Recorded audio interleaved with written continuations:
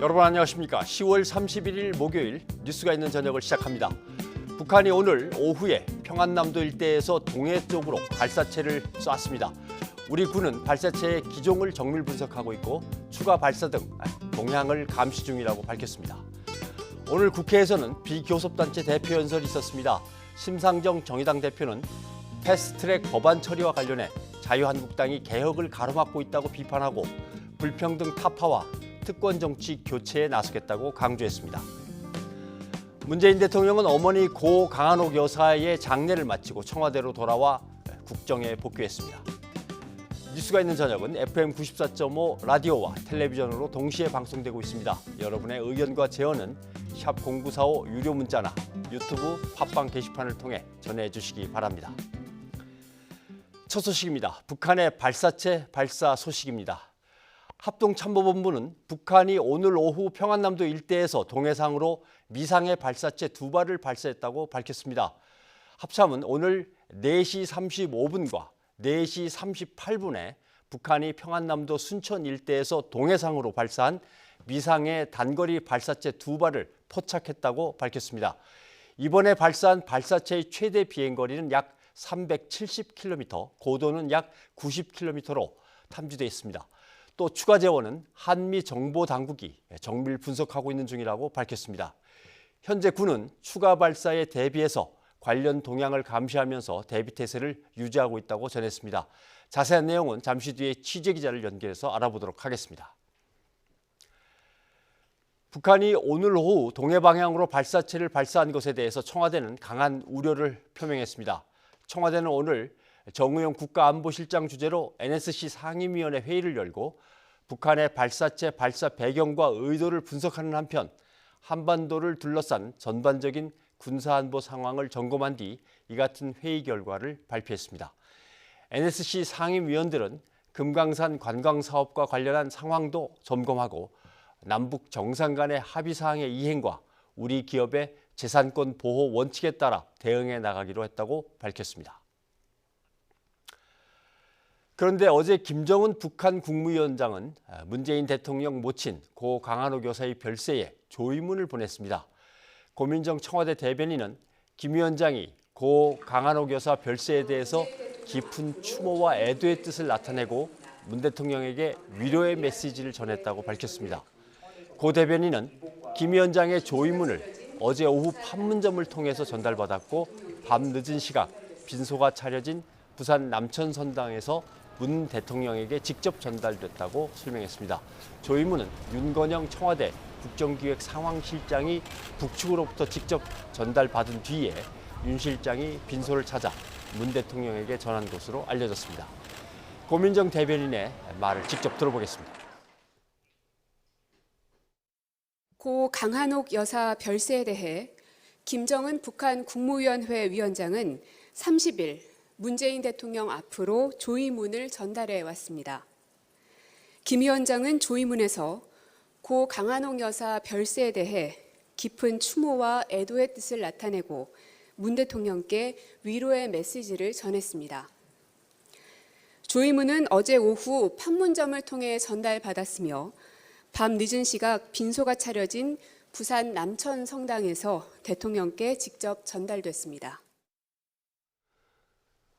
문재인 대통령의 어머니 고 강한옥 여사의 장례 미사가 정치권 인사들과 천주교 신자 등 1000여 명이 참석한 가운데 엄수됐습니다. 장례 절차를 모두 마친 문 대통령은 곧바로 청와대로 돌아와 국정에 복귀했습니다. 김영수 기자의 보도입니다. 할머니의 영정을 든 준용 씨를 문재인 대통령과 김정숙 여사, 가족들이 뒤따릅니다. 어머니가 운구차에 오르자 장례 내내 담담했던 문 대통령이 끝내 눈물을 훔칩니다.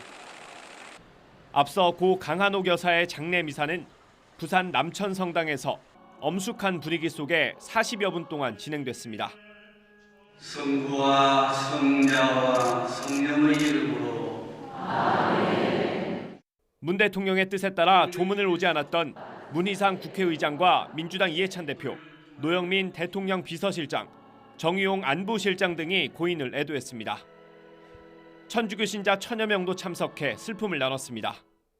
천국에서 영원한 행복을 누릴 수 있도록 정말 기도하는 마음에서 울산에서 여기까지 왔습니다. 프란치스코 교황도 고 강한옥 여사의 별세를 안타까워하고 문 대통령을 위로하는 마음을 담은 메시지를 보내왔습니다. 프란치스코 교황은 대통령님과 사랑하는 국민들 그리고 장례를 엄수하기 위해 모인 모든 이들에게 위로와 영원한 평안의 서약으로서 사도적 축복을 내린다고 전했습니다. 고 강한옥 여사는 경남 양산의 하늘공원에 안장됐습니다. 문 대통령은 안장식에서 어머니가 이산과 피난 이후 파란만장했던 삶을 마치고 영원한 안식을 얻었다면서 아버지를 다시 만나고 고향에도 가셨으면 좋겠다며 영면을 기원했습니다. 조문객과 마음으로 조의를 보내준 국민께도 감사의 뜻을 밝혔습니다. 어머니의 장례 절차를 마친 문 대통령은 휴식 없이 바로 청와대로 돌아가 국정에 복귀했습니다. 부산 남천성당에서 YTN 김영수입니다.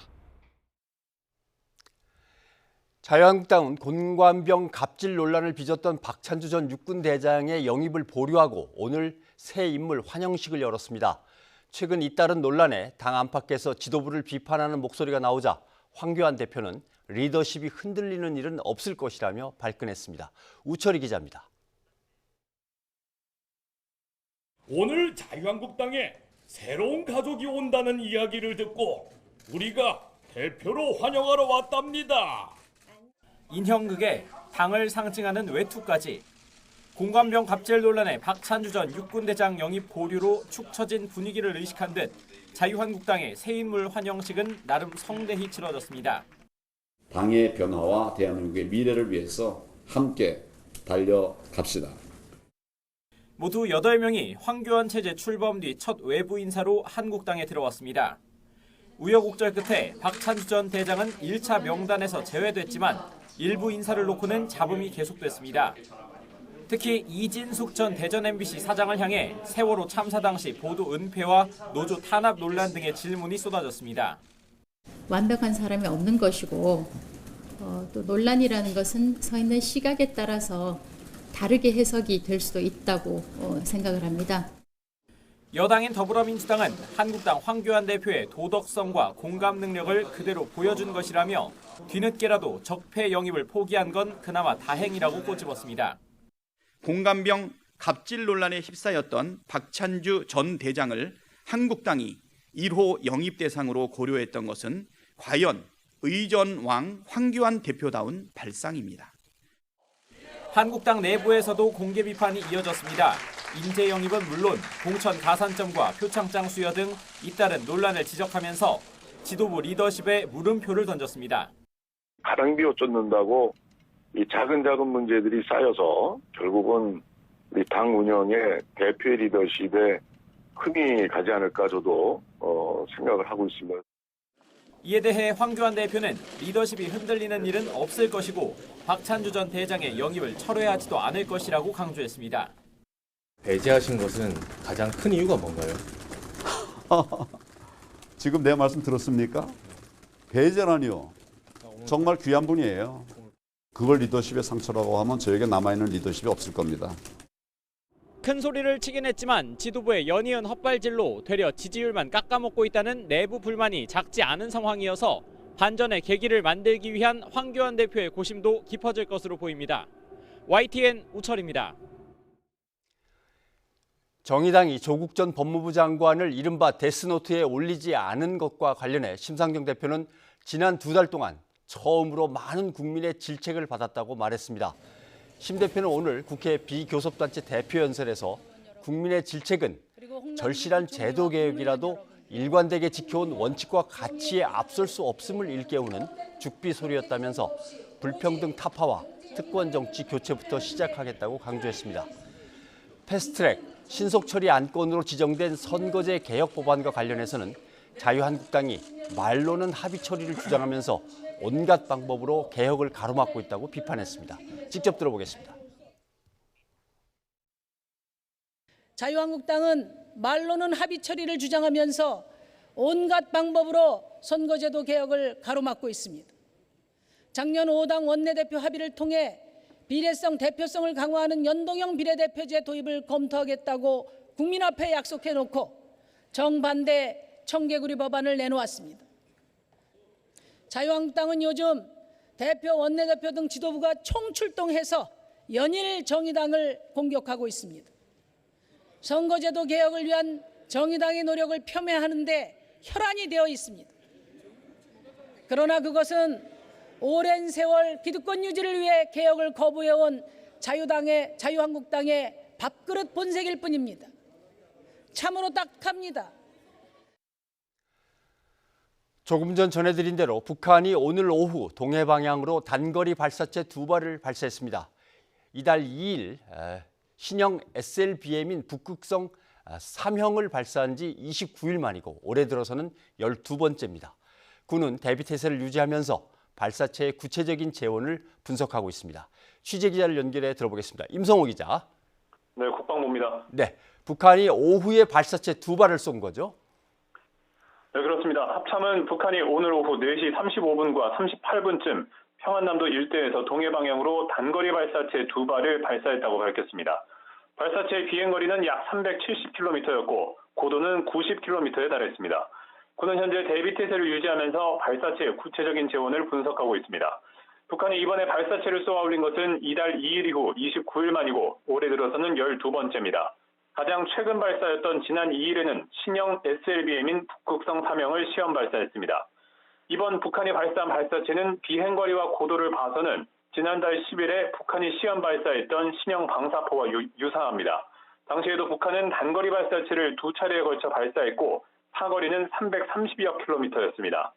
이때 북한 매체 보도에서는 성공했다는 표현과 목표물 명중 장면이 빠졌고 또 3발을 발사한 정황과 그 일부가 실패한 정황이 포착되기도 했습니다. 이 때문에 북한이 오늘 신형 방사포의 정확도와 정밀 유도 기능과 함께 연발 기능을 시험하기 위한 추가 발사를 했을 가능성이 있습니다. 청와대도 오후에 정의용 국가안보실장 주재로 NSC 상임위를 열어서 북한의 발사체 발사 배경과 의도를 분석하고 이에 대한 강한 우려를 표명했습니다. 지금까지 국방부에서 YTN 임성호입니다.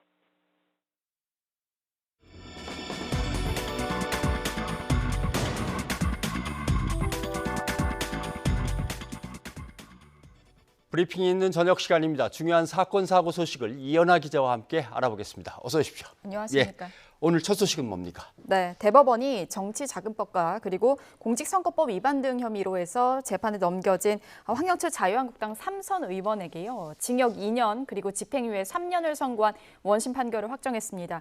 이에 따라서 황 의원은 의원직을 상실하게 됐습니다. 네, 국회의원이 의원직을 상실하느냐 마느냐의 기준이 지금 네. 정치자금법 이니까 예. 벌금 100만 원이 기준인데 맞습니다. 그걸 한참 이제 넘어선 거니까 예. 의원직 상실이군요.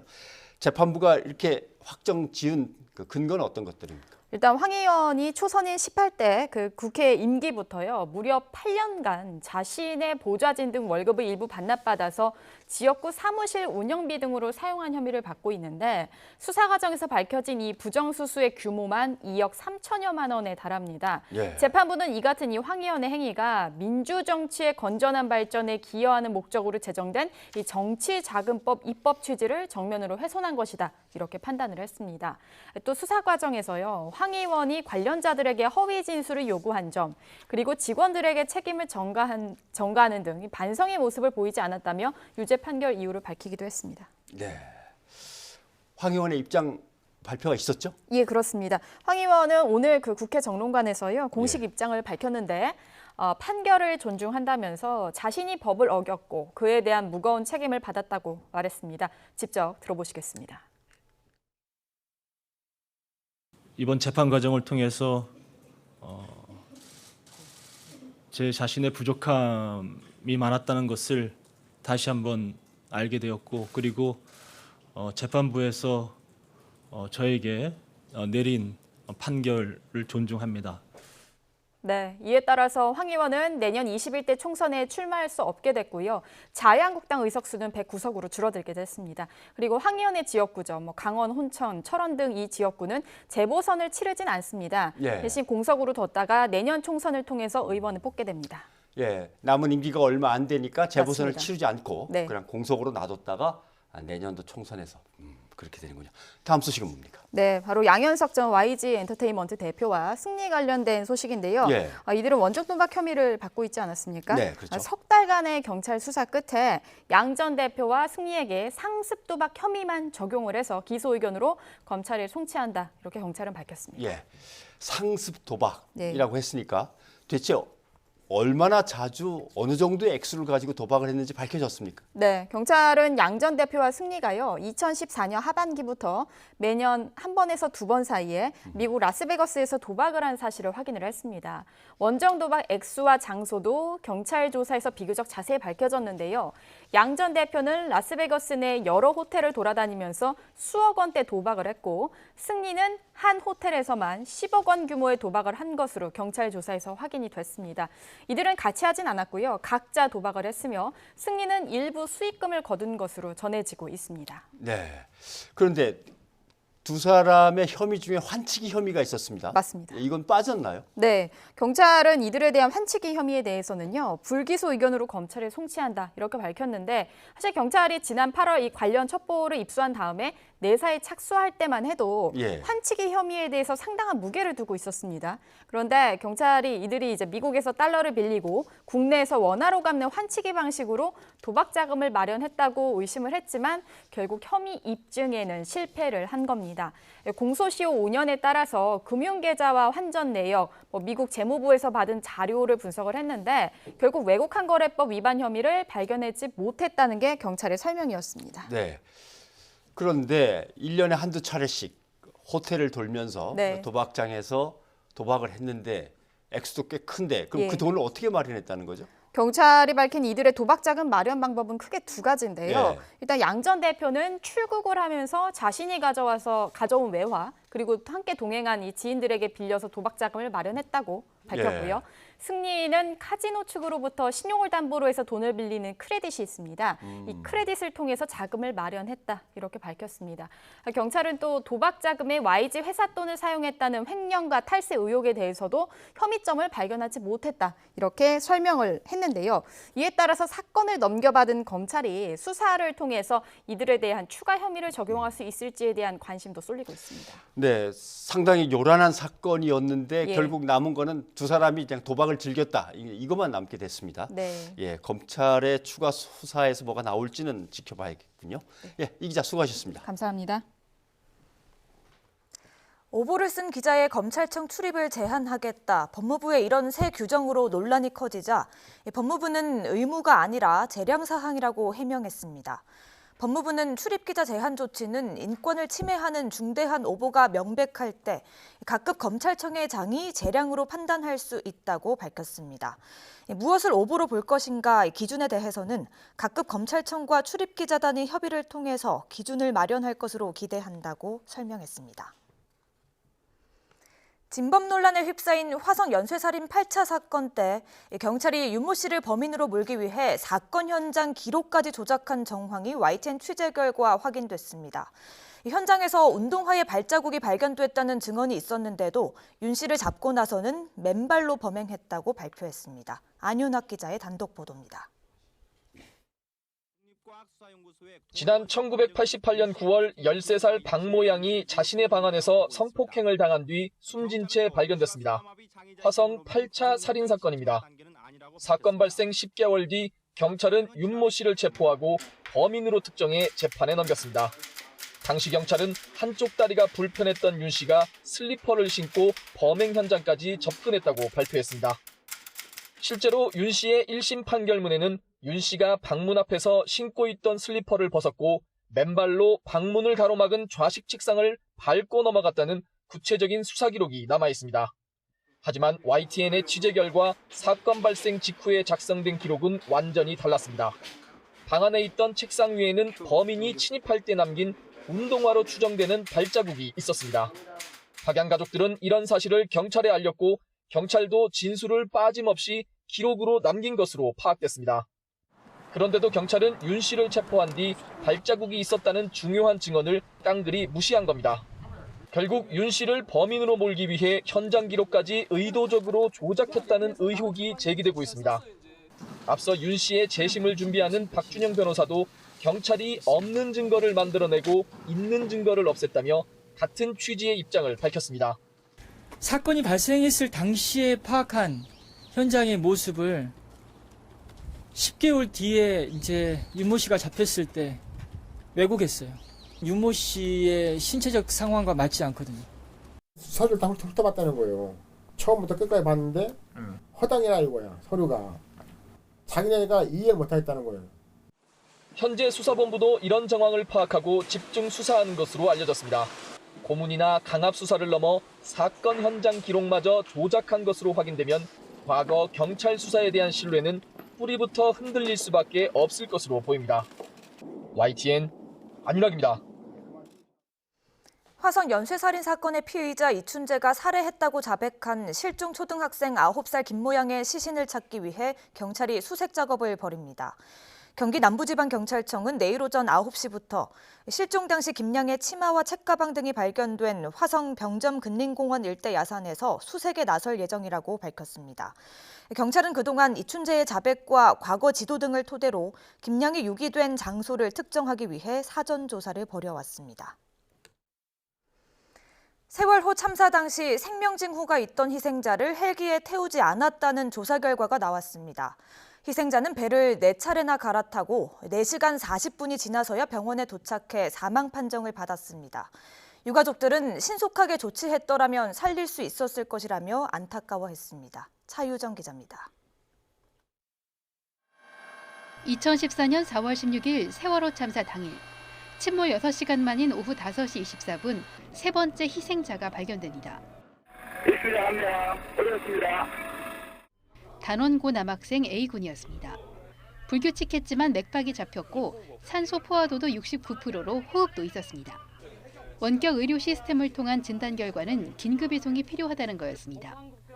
그런데 1시간 뒤 이송을 위해 헬기를 기다리던 실무자들에게 이상하게도 A군을 배로 갈아태우라는 명령이 떨어집니다. 입수사람 피조로 갑니다. 이후 배를 3척이나 더 갈아탄 A군은 저녁 8시 50분이 돼서야 육지에 내려졌습니다. 밤 10시 넘어 병원에 도착한 A군은 바로 사망 판정을 받습니다. 헬기로 갔으면 걸렸을 시간보다 4시간이 더 지난 뒤였습니다. 왜 헬기를 안 태웠을까? 조사위는 현장에서 A군이 이미 사망한 것으로 판단하고 그렇게 조치한 것으로 추정하고 있습니다. 그런데 조사위 조사 결과 황당한 사실이 하나 더 확인됩니다.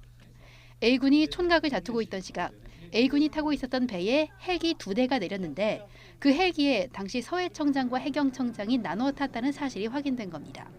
같은 시간이죠. 6시 35분에 해경의 또 B517기가 내립니다. 삼천 구함에 내려서 약 20분 정도 지나서 김석균 해경청장을 태우고 떠납니다.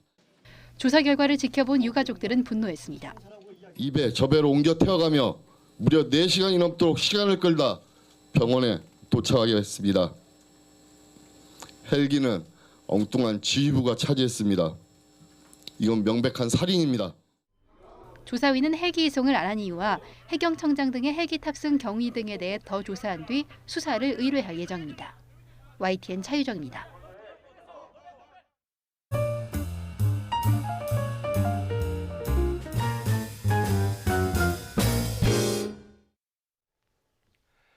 보잉사의 항공기 737NG 기종의 기체에 금이 가는 현상이 잇따르고 있습니다. 국내 저비용 항공사는 대부분 이 기종을 많이들 사용하고 있어서 우려가 큽니다. 허희영 한국항공대 경영학과 교수와 함께 자세한 얘기를 나눠보겠습니다. 교수님 어서 오십시오. 네, 안녕하세요. 예, 기체에 균열이 생겼다라고 하는 737NG 기종의 그 결함은 어떤 결함인지 좀 설명을 먼저 해주셔야겠습니다. 그 인체에 비유하면요. 팔과 몸통을 연결하는 그 부위, 갈비뼈 부위가 됩니다. 그러니까 동체 부분에 그 연결 부위에 균열이 한 7cm, 7mm가 발견이 되고서 7mm. 근데 사실 워낙 그 중대한 결함이기 때문에 미국 연방항공청이 즉각적으로 일단 그 3만 회 이상 그 운행했던 737 넥스 기종을 전부 점검을 해봤습니다. 해보니까 전 세계적으로 53대에서 균열이 발견이 된 거죠. 그러니까 어떻게 보면은 뭐 세계 하늘을 가장 많이 날아다니는 비행기거든요. 737 기종이. 근데 거기에 아주 심각한 결함이 이번에 발견이 된 거죠. 그러면 날개가 이렇게 달렸다고 하면 날개와 몸통이 붙어 있는 이 부분에서 이제 그렇습니다. 균열이 나왔다는 그 뜻이겠군요. 피클 포크라고 하는 부분인데요. 예. 아주 중요한 부분이 되는데 거기에 균열이 발견이 된 겁니다. 예. 그러면 그 균열이라는 게 그 거대한 비행기가 착륙하고 뜨고 하다 보면은 결국은 생기는 균열입니까? 그 생기면 안 됩니다. 안 됩니까? 그거는 뭐 원래 비행기가 이제 착륙 과정에서 충격이 가해지기 때문에 네네. 이제 그 횟수를 많이 따지게 되죠. 그래서 3만 회 이상을 운항한 비행기들을 점검을 1차적으로 했고 예. 우리나라도 이제 국토교통부가 즉각 우리나라의 그 737 그 넥스트 제너레이션이라고 하는 그 기종이 말씀하신 대로 그 저비용 항공사의 주력 기종이거든요. 예. 그 150대 가운데 3만 회 이상을 운항한 기종이 42대였는데 그것을 점검해 보니까 9대에서 균열이 발견이 된 겁니다. 3만 회라고 하는 거는 그냥 운항이 아니고 착륙과 이륙을 합친 그렇습니다. 숫자입니까? 예. 그렇게 하면 이제 3만 회. 예. 그러면 지금 3만 회가 안 된 비행기도 계속 날고 있으니까 그것도 해야 되는군요. 지금 150대 가운데 이번에 점검한 게 42대였으니까 나머지 비행기에 대해서도 그래서 국토부는 지금 아주 긴급히 지금 다음 달 중으로 22,600회를 우선 잘라서 거기에 해당되는 비행기가 22대가 있거든요. 그거에 대해서는 다음 달까지도 점검을 맞추겠다. 그리고 단계적으로 전수검사를 다 하겠다. 워낙 항공에는 안전이 최우선이니까 국토부도 또 업계도 다 비상이 걸린 거죠. 근데 저비용 항공사에서 이 737 넥스트 제너레이션, 737 NG 기종을 많이 쓰는 이유가 있습니까? 그 저비용 항공이라고 하면 우리가 이제 운임이 싸잖아요. 그러니까 주로 중단 거리의 왕복 노선을 취향하는 것이고 보통 5시간 이내 거리. 거기에 적합한 기종이 737이라는 건데 이 737은 처음에 나온 거는 1965년에 나왔어요.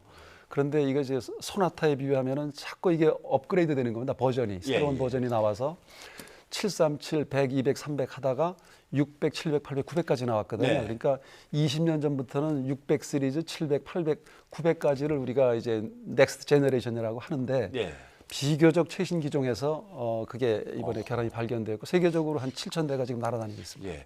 그러면 어떤 항공사 입장에서는 하나의 기종만 계속 쓰다가는 거기서 문제가 생겼다 그러면 전체를 다 바꿔야 되는 그런 어려움도 있겠습니다. 그렇습니다. 지금 그 보잉으로서는 이거는 우리 무엇보다도 제작사의 그 제작 결함이 문제거든요. 그래서 아마 보잉으로서는 초비상이죠.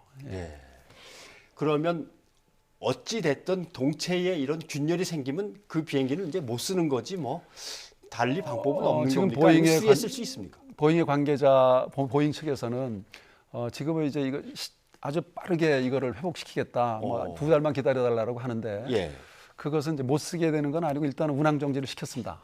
전 세계적으로 53대를 전부 우리나라의 9대까지. 근데 이것에 대해서 이제 그 결함을 찾아서 그것을 바로 이제 수리하는 문제가 근데 과연 2달 내에 될지는 모르겠어요. 그러면 지금 교수님 보시기에 정부도 나서야 될 거 아니겠습니까? 점검하고 또 점검한 다음에 보잉에서 수리한 다음에도 정부가 또 점검을 해야겠죠. 그럼요. 지금 우리 국토교통부가 그 안전에 대해서는 1차 책임을 지는 기관인데 지금 잘 하고 있어요. 그러니까 정기 점검도 잘하고 수시 점검도 잘하고. 그런데 이번에는 아주 예상치 못한 그 제작사의 그 결함으로 해서 지금 비상이 걸린 거죠. 근데 저비용 항공사가 사실 요새 일본과 관련해서 관계가 악화됐기 때문에 그쪽으로 가는 이제 여행객도 많이 줄었고 또 사실 그 전에도 이미 수익성이 나빠가지고 상당히 골머리를 앓고 있었는데 만약에 이렇게 어떤 기종에서 문제가 생겨서 사용을 중지시키고 한다면 다른 비행기를 어디 가서 빌려와야 되는 거나 사오기는 좀 갑자기 좀 그렇고 당장 어렵겠네요. 비행기가 그라운드에 있게 되면 이제 그때부터 손실이 발생하거든요. 그러니까 737이 예를 들어 200석 비행기가 하루에 그라운드에 있다 점검을 위해서 또는 운항 정지가 되게 되면 그때부터는 바로 손실로 이어지는 것이고 최근에 그 항공업계 업황이 매우 안 좋습니다. 금년 7월부터 그 일본 노선이 이제 급감을 했죠. 재팬 보이콧으로 해서. 그래서 항공업계가 금년에 굉장히 그 경영난에 들어가는데 여기에 엎친 데 덮친 격으로 이번에 이런 그 어떤 항공기 기처 결함이 이번에 돌출된 겁니다. 지금 항공기 사고가 얼마 전에 보잉이 사실 좀 맥스도 있었고 그렇습니다. 계속 사고가 있었고 에티오피아하고 인도네시아에서 숨진 승객만 해도 한 350명 맞습니다. 정도 되는 것 같습니다. 두 차례 사고에 의해서. 지금 비행기를 맘 놓고 타야 되나 뭐 사람들이 점점 이렇게 불안감과 공포가 커지고 있습니다. 얼마 전에 뭐 기자회견에서 사과하는 것까지는 봤습니다만은. 근데 이제 작년 10월에 인도네시아의 라이언에어, 금년에 이디오피아 항공 3월에 사고가 대형 사고거든요. 네. 그런데 항공사고는 사실은 통계적으로는 제로입니다. 그 항공기 사고는 다만 치명적이라는 것이지. 수십억 명이 타고 다니는데 그렇게 인명 피해를 주는 사고는 어쩌다가 일어나는 것이고. 근데 이번에도 이번에도 동체 균열이라고 하는 것도 이걸로 사고가 난 건 아니고 예방적으로 점검을 하다 보니까 균열이 발견이 된 거죠. 그래서 비행기 당장 타는데 굉장히 불안하다. 그런 것은 걱정을 당장 안 하셔도 됩니다. 네, 알겠습니다. 아무튼 그래도 조사해서 뭔가 확실한 결과가 나올 때까지는 다들 이제 불안해하실 거여서 그런 점에서 좀 여쭤본 것이고, 결국 항공기를 운항하는 데 있어서의 사고라고 한다면, 결함이라고 한다면 결국은 항공사가 만들 때의 설계 문제가 많은 건가요? 예, 지금 세계적으로 여객기는 보잉이 있고 에어버스가 있습니다. 사실은 양대 산맥인데 보잉은 아주 철저하게 안전에 대해서 메인티넌스까지 다 책임을 져야 되는 것이고, 지난번에 사고했었던 737 맥스 기종 같은 경우는 이미 금년 2, 4분기에 발생한 손실 충당금만 해도 현재 알려진 거로 56억 불이에요. 그러니까 6조가 넘는다고요. 그러니까 이번에도 결국은 이제 다 배상이 뒤따르게 될 것인데, 항공기 제작사는 그만큼 만드는 것에 끝나는 게 아니고 수십 년간 이거에 대해서 안전을 책임질 의무가 있는 거죠. 네. 아무튼 자꾸 이렇게 불안감이 커지니까 한 번만 더 여쭤본다면, 커다란 비행기가 뜨고 또 내려앉고 하다 보면 결국은 우리로 몸으로 치면 피로골절처럼 어딘가 문제가 생길 텐데 그런 게 생기기 전에 계속 정기 점검을 하면서 다 가려내는 겁니까? 지금은 인공지능의 시대고 빅데이터 시대라서 보잉의 본사에서 사실 날고 있는 비행기에 대해서 다 체크를 할 정도가 되어 있거든요.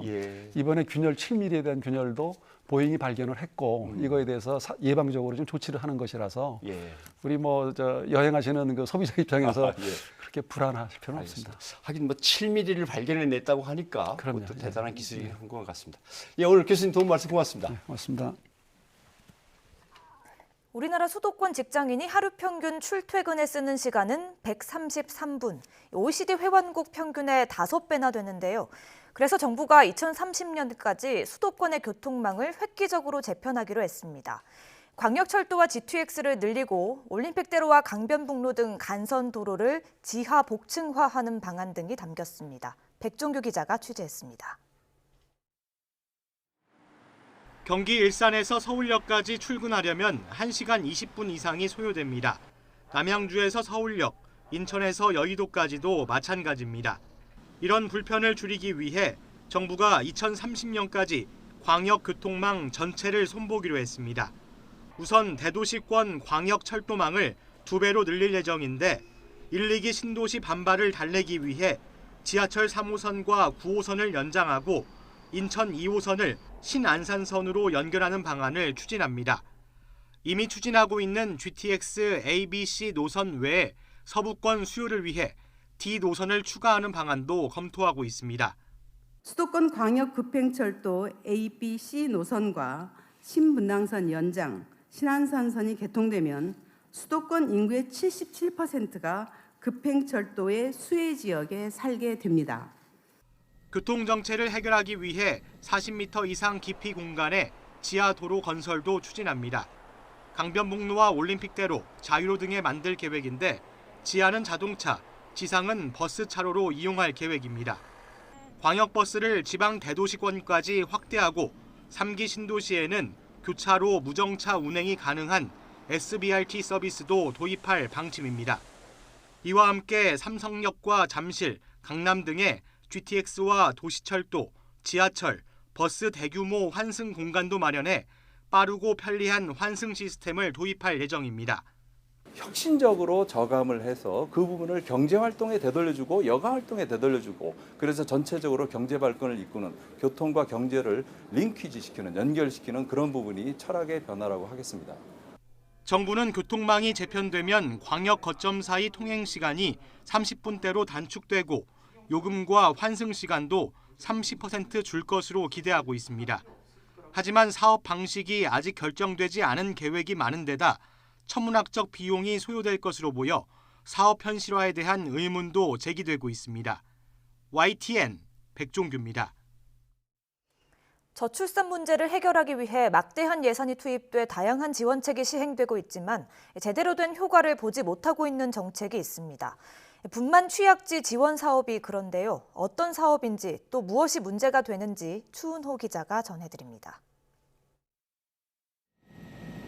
농어촌 지역을 중심으로 33개 시군에는 분만 시설이 제대로 없습니다. 이런 지역은 분만 취약지로 지정됩니다. 이곳의 임산부는 임신 출산 진료비로 다른 지역보다 20만 원을 더 지원받습니다. 대도시를 오가며 진찰을 받고 출산해야 하는 부담을 덜어주기 위해서입니다. 의료기관이 분만 취약지에 분만 시설을 설치하면 정부가 시설비와 운영비를 지원해 줍니다. 저출산을 극복하기 위해 보건복지부가 펴고 있는 지원책들입니다. 문제는 분만실 설치 지원 사업에 선정되면 그 지역은 곧바로 분만 취약지에서 제외된다는 것입니다. 그럴 경우 이 지역 임산부는 추가로 받던 20만 원의 진료비를 더는 받을 수 없게 됩니다. 그러나 감사원이 확인한 결과 분만실 지원 사업에 선정되더라도 실제로 분만실 운영이 시작되기까지는 평균 310일이 걸린 것으로 나타났습니다. 이 기간에 분만 취약지의 임산부들은 지역 내의 산부인과를 이용하지도 못하면서 추가 지원도 끊기는 불이익을 받는 셈입니다. 감사원은 영천시와 해남군 등 6개 시군의 임산부 600여 명이 이런 식으로 손해를 봤다고 지적했습니다. 감사원은 또 보건복지부 내 부서 간의 손발이 맞지 않아 분만 취약지 지정에서 제외되는 사례도 있었다면서 개선 방안을 마련하라고 통보했습니다. YTN 추은호입니다. 서울에서 유아 영어 학원비가 가장 비싼 곳은 월 224만 원으로 대학 등록금보다 비싼 것으로 조사됐습니다.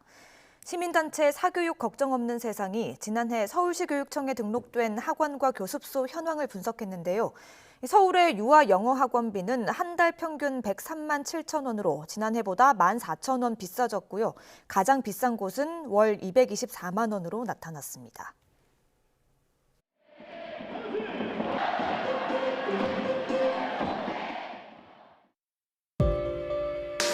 지적장애인을 노예처럼 부리며 노동을 착취하고 수급비를 빼돌린 고물상가 장애인의 옛날 잠실에 있었던 생각하면 너무 싫으시죠? 아 너무 싫어. 나한테 다 그래도 꼴 보기 싫어.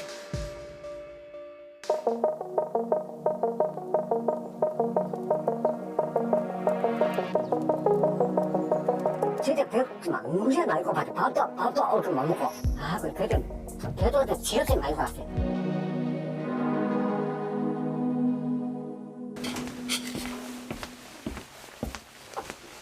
안녕하세요.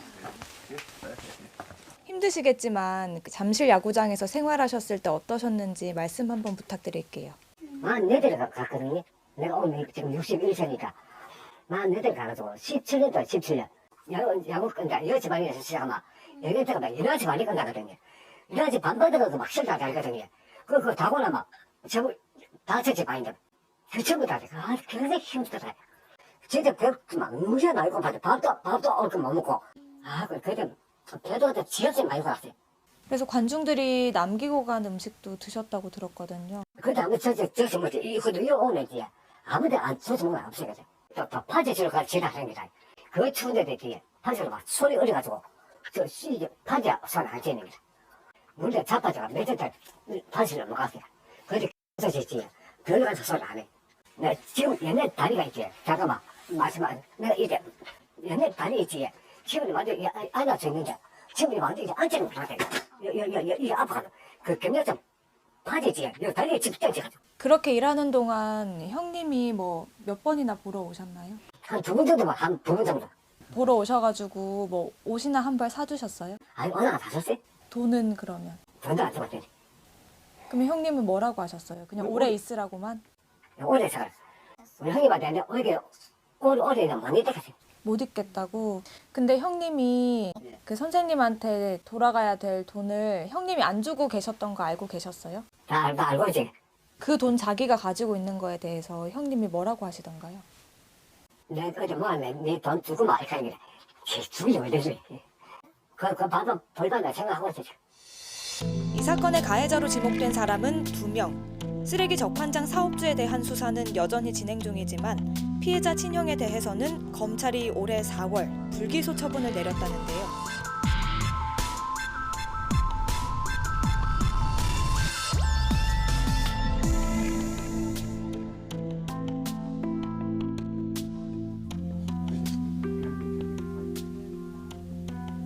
지금 집에서 어떻게 지내고 있는지. 피해자는 형이 처벌을 받았으면 좋겠다 이런 의사를 밝혔는데도 검찰이 받아들이지 않은 거거든요. 검찰은 왜 그런 결정을 내렸습니까? 장애로 인해서 이 사람의 심리 상태에 대한 심리평가 보고서가 있었는데요. 그 심리평가 보고서를 검찰 입장에서 판단을 하건대 피해자가 내적 기준을 가진 의사를 표현했다고 볼 수가 없다. 그러니까 의사 능력을 무시한 결과였던 거죠. 네, 그래서 법원에 재정 신청서를 제출하셨다고 들었거든요. 이 재정 신청이 어떤 절차인가요? 재정 신청이라는 것은 결국 이제 법원에게 판단을 구하는 겁니다. 법원으로부터 이 사건은 이제 공소를 제기해서 법정 안에서 판단을 받아볼 필요가 있으니 이제 검찰 단계에서 기각된 이런 불기소 처분에 대해서 법원에서 결단을 내려주십시오라고 신청을 한 것입니다.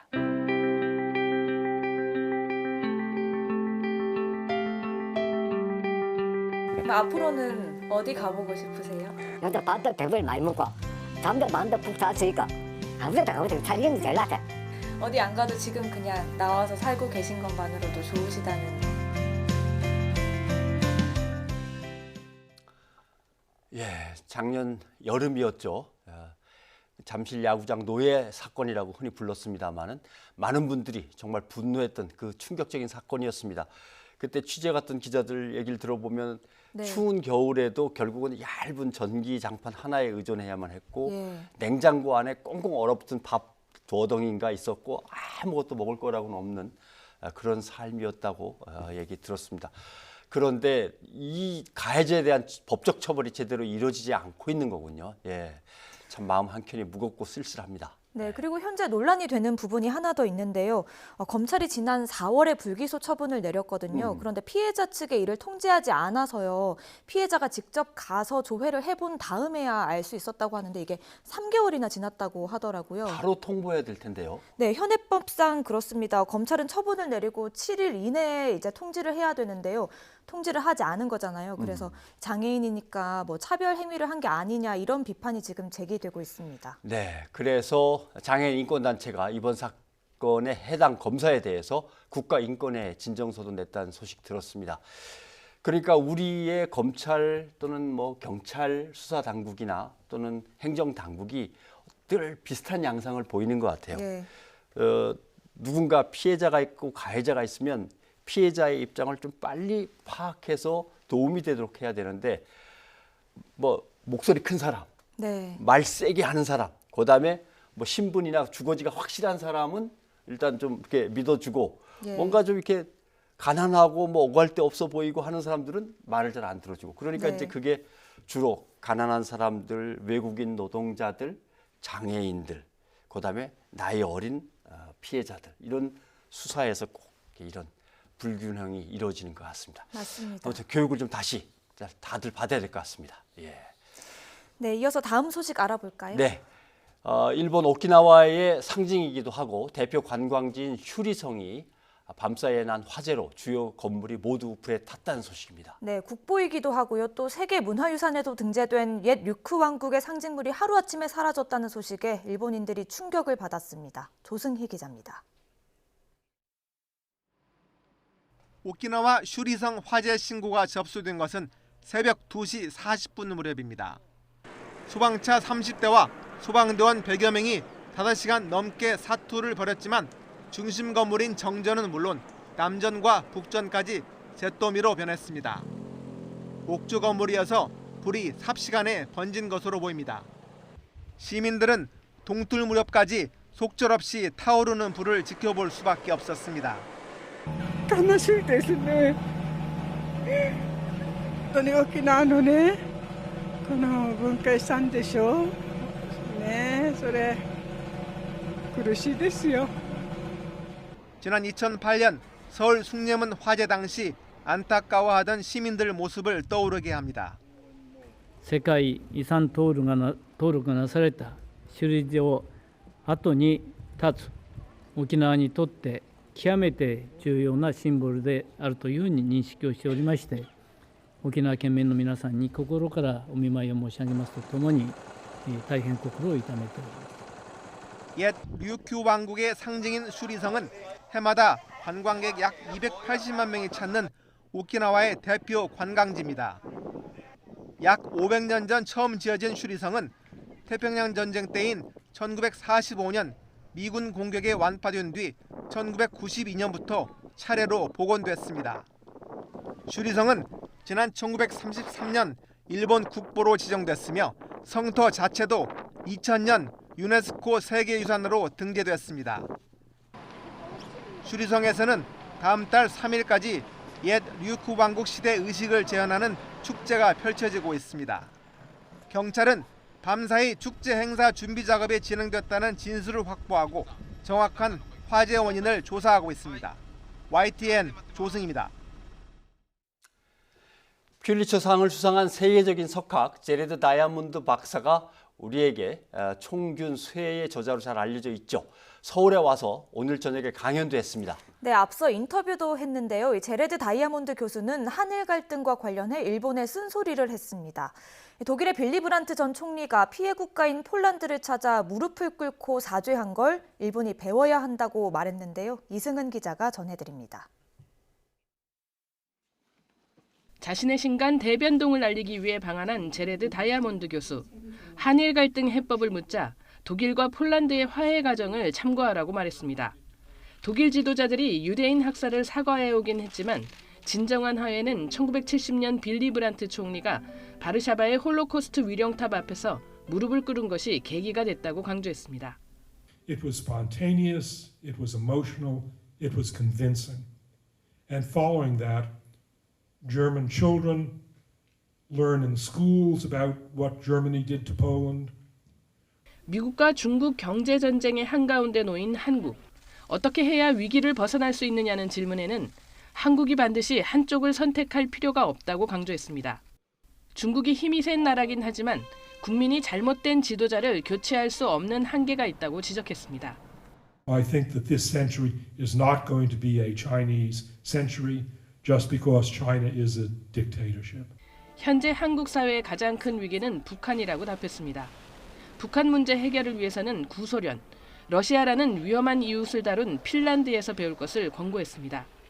수뇌부 간의 만남을 대대적으로 홍보하는 방식이 아니라 끊임없이 비공개적으로 전면적인 물밑 교류를 통해 믿음을 쌓았다는 겁니다. And not only between the leaders, but between officials at all levels. Maybe you could find out what North Korea really wants and what you could do that would make North Korea feel more comfortable and less threatened. And it wouldn't be discussed in public. 생리학에서 출발해 지리학, 문화인류학 등을 섭렵하며 세계 최고의 지성으로 꼽히는 82살 노 교수는 요즘 리더십을 연구하고 있다고 소개했습니다. 좌우를 떠나 온 국민을 한마음으로 뭉치게 하고 긍지를 가질 수 있게 하는 사람이 좋은 지도자라고 강조했습니다. YTN 이승훈입니다.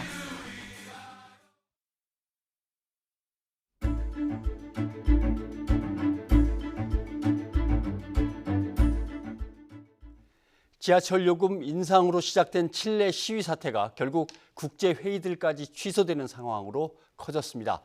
세계 정상들이 참여할 그런 정상회담도 있었는데 정상들의 외교 일정에도 큰 차질을 빚게 됐습니다. 자세한 소식을 임상훈 인문결 연구소장과 함께 살펴보도록 하겠습니다. 어서 오십시오, 소장님. 네. 안녕하십니까? 다른 건 몰라도 에이펙 같은 경우는 네. 뭐라고 표현해야 할까요? 정확하게 뭐 아시아 태평양 경제 협력을 위한 정상회의인데 그렇죠. 거기 21개국 대통령 수상들이 모이는 거 아닙니까? 네. 이것까지 취소. 근데 이걸 한 보름 남겨놓고 취소한다 그러면 뭐 대책이 없습니다. 그렇죠. 뭐 사실 이런 일이 과거에 있었을까? 적어도 에이펙 정상회의에서는 이런 일이 없었고요. 예. 처음 있는 일이고, 그러니까 에이펙이 처음 만들어진 것은 이제 정상회의는 아니고 강요회의에서 만들어졌죠. 네. 89년도 만들어져서 지금 이제 30년이 됐는데 93년부터는 정상 회의로 이제 승격이 됐는데 처음 있는 일입니다. 네.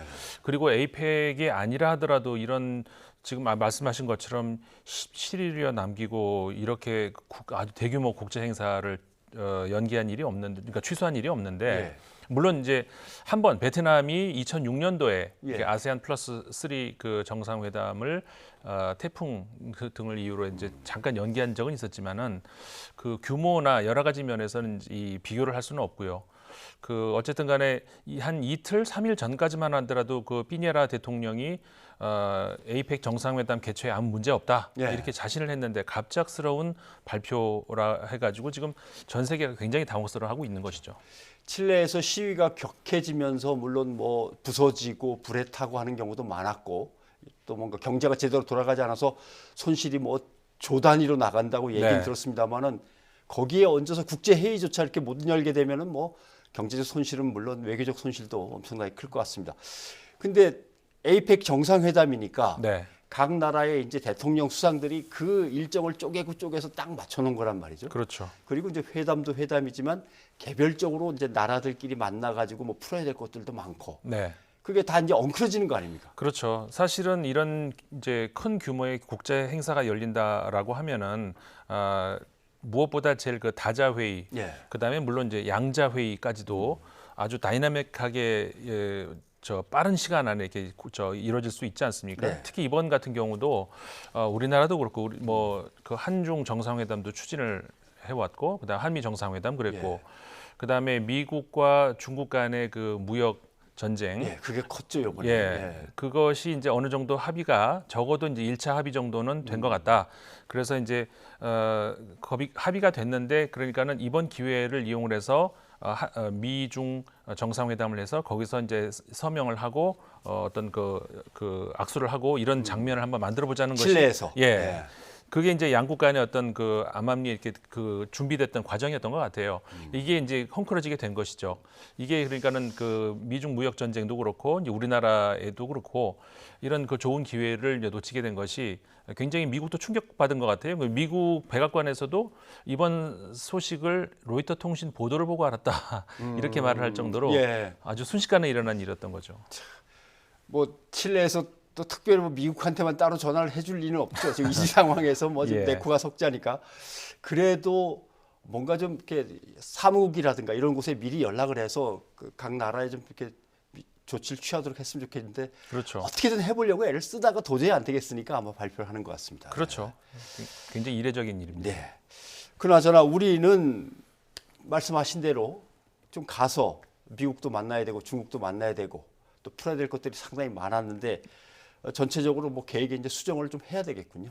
그렇죠. 그러니까는 그 사실 최근에 북한 동향이라든가 여러 가지를 봤을 때 그 미국과의 한미 정상회담의 중요성, 그다음에 한중 정상회담 중요성 이런 것 때문에 특히 우리나라에서도 이번 그 칠레 산티아고 에이펙에 이제 많은 노력을 기울였고 관심을 가졌는데 결국 이거는 어려워지게 됐죠. 사실 거의 불가능하게 됐고 다만 이제 곧 그 태국에서 그 아세안 플러스 3 정상회담이 있기 때문에 그때 이제 트럼프 대통령은 불참하겠다 통보를 했고요. 그러니까는 한미 간의 정상이 만나는 일은 힘들겠고, 다만 이제 시진핑 중국 국가주석은 참석을 하기로 돼 있기 때문에 한중 정상회담은 그나마 이제 거기서는 가능할 수 있을 것이다. 그런 정도로 우리가 이제 유연을 해야죠. 뭐 미국하고 중국은 어떻게든 또 다른 곳에서라도 만나가지고 그건 좀 추진 중에 있는 걸로 알고 있습니다. 하는 것 같습니다만. 아무튼 우리는 조금 좀 아쉬운 게 몇 개가 생기긴 생겼습니다. 그런데 일단 에이펙 정상회담은 이걸 열어야 될 거 아닌가요? 2020년은 말레이시아에서 아마 하기로 돼 있는 것 같긴 합니다만 그렇죠. 올해 거는 그냥 건너뛰어야 되는 건지 내년 초에라도 당겨서 해야 되는 건지 이게 이제 전례가 없기 때문에 예. 섣불리 예측을 하기는 어렵습니다만은 지금 그리고 또 이번에는 APEC이 있지만 그 다음 그러니까 12월 달에는 또 기후 변화 정상회의도 예, 그것도 또 있고. 예정이 돼 있거든요. 예. 그러니까는 그것도 그렇고 그래서 이제 전 세계가 이 대체지를 찾느라고 지금 정신이 부랴부랴 없는 예. 그런 상황인 것으로 제가 지금 그 파악을 했는데 아마도 기후변화 회의 같은 경우에는 내년 초에 다른 곳을 물색을 해가지고 여는 것으로 지금 굉장히 그 각국이 부지런히 움직이는 것 같습니다. APEC 같은 경우도 그게 불가능한 것은 아닌데 사실 이게 쉽지는 않은 문제고요. 칠레에서 아까 이제 그 2006년도에 베트남이 한번 몇 달을 연기했다는 전례가 있다고 했는데 칠레는 아마 그럴 가능성은 거의 없다고 보고 그럼 내년에 이제 다른 나라에서 내년 초에 열 수 있을까? 그거는 사실상 그 기후 변화 회의보다는 조금 어렵지 않는가? 네. 지금 그 23개 회원국들 중에서 저기 그 두 번 대부분이 국가들이 이제 그 두 번씩 개최를 했어요. 우리나라도 두 번 했죠. 그랬는데 그렇지 않은 국가가 이제 캐나다, 멕시코, 이렇게 러시아 이렇게 몇몇 국가가 있는 뉴기니랑 이렇게 몇 개가 있는데 아마 갑작스럽게 그 결정은 아마 쉽지 않아 보입니다. 예. 그러잖아요. 지금 칠레에서는 뭐 20명 정도 죽었다라는 소식은 들었습니다만 점점 격해지고 있는 모양입니다. 예, 그렇습니다. 약탈 격해지고요. 그다음에 연행자만 지금 수천 명인데 보도 기관마다 달라가지고 수천 명이라는 건 분명한데 뭐 적게는 3천 명 정도라고 하는 보도도 있고 많게는 7천 명이라는 보도도 있어가지고 이거는 뭐 종잡을 수는 없는데 적어도 수천 명 단위의 연행자가 있고 그 거의 지금 무정부 상태로 혼란이 가중되고 있다. 이것만 분명한 것 같습니다. 근데 장관을 8명을 바꿨다고 하는데 역시 또 그 인간이 그 인간이다라고 비난하면서 시위대는 뭐 누그러들지를 않는 모양입니다. 너무 늦었죠. 예. 예, 장관 8명까지 바꾸는 거 뭐 그거를 좀 그럼 빨리 하던가. 그리고 이제 그 장관을 교체한다는 그 문제보다 더 장관들의 말이라든가 그다음 이런 것들이 어떻게 보면은 좀 이 시민들의 분노를 더 키운 그런 측면도 없잖아 있습니다. 근데 결국 나오는 얘기를 보면은 지하철 요금 인상이라고 하는 것은 그 수도 한 곳만 해당되는 건데 전국에서 동시에 이렇게 시위가 일어나는 거는 그동안의 신자유주의 정책이나 민영화 때문에 빈부격차가 너무 심했던 게 그렇죠. 근본적인 원인이다 이 얘기가 나오는 것 같습니다. 그러니까 이제 그 뚝이 무너졌다 이렇게 마지막 조금 이렇게 겨우 막고 있는 그 뚝이 이제 터진 것이다 이렇게 이제 표현을 할 수 있을 것 같아요. 말씀하신 것처럼 사실 그 칠레가 과거에 이제 피노체트 독재 정권 하에서 당시에 이제 예를 들어서 연금이라든가 이런 것들을 연금을 민영화시킨다. 이게 이제 전 세계에서 그때가 최초의 일이었거든요. 이건 연금만큼은 국가가 해야 된다는 것이 그 당시까지만 하더라도. 근데 이게 그 당시에 그 칠레가 그 정책을 실행을 했을 때 신자유주의의 옹호론자들은 찬사를 보냈거든요. 근데 이제 지금에 와가지고 결과가 이렇게 되는데 이 지금 현재 보면은 그 연금 문제 같은 경우가 이제 칠레가 가장 심각한 문제 중에 하나인데요. 예를 들어서 이제 소득 대체율을 보면은 34%밖에 안 됩니다. 그러니까 이 연금이 거의 뭐 정말 그냥 몇 푼 안 그렇죠. 되는. 그리고 최저임금의 40%니까 사실상 이거는 너무 없는 거죠. 근데 뒤늦게 피니에라 대통령이 연금을 인상하겠다. 뭐 했지만은 그리고 임금도 인상하겠다 지금 발표를 했는데 이미 그 분노가 폭발한 다음이기 때문에 그거를 잠재우기에는 지금 역부족이죠. 알겠습니다. 그러니까 국가가 책임져야 될 많은 부분들을 갖다 효율화한다고 다 민영화하다 보니까 국가가 나중에 국민들의 불만을 어떻게 처리할 수가 없는 그런 상황까지 가는 것 같습니다. 그렇죠. 선생님 오늘 도움 말씀 고맙습니다. 네, 고맙습니다. 네, 오늘은 어떤 분들이 의견 주셨는지 한번 볼까요? 네. 보잉 737 문제와 관련해서 유튜브에서 오늘의 명언이라는 아이디를 쓰시는 시청자가 주셨는데 비행기 타기 너무 무섭습니다 라고 이제 주셨네요. 네, 그리고 북한의 발사체 발사와 관련해서 2369님은요. 문 대통령 모친상에 조의문 보내고 뒤로는 발사체를 발사하다니 김정은 정권 정말 변덕도 심합니다. 네, 이런 생각 가지고 있다고 하시네요. 정말 되게 아쉽고 좀 어쩔 때 씁쓸합니다. 또 9330님은 자유한국당 관련해서 문자를 주셨는데 문제 많은 사람을 영입 인사로 삼고 또 문상 가면서 죄인 사면 바라는 행태에 뭐라고 할 말이 없습니다라고 의견 주셨습니다. 네, 이어서 9330님께서 노래도 신청해 주셨는데요. 2019년도 이제 2달밖에 남지 않았습니다. 10월의 마지막 날인 오늘 이용의 잊혀진 계절 신청합니다. 예, 잊혀진 계절 오늘 뭐 들려드리죠 뭐. 네. 예, 알겠습니다. 추억과 계절을 저절로 떠올리게 하는 노래. 예, 그게 또 노래의 마법인 것 같습니다. 네, 그게 그렇죠. 바로 명곡의 또 힐링의 힘인 것 같기도 하고요. 네, 지금 나가고 있는데요. 이용의 잊혀진 계절 들으면서 10월의 마지막 날에 보내드린 뉴스가 있는 저녁 마치도록 하겠습니다. 함께해 주신 여러분 고맙습니다.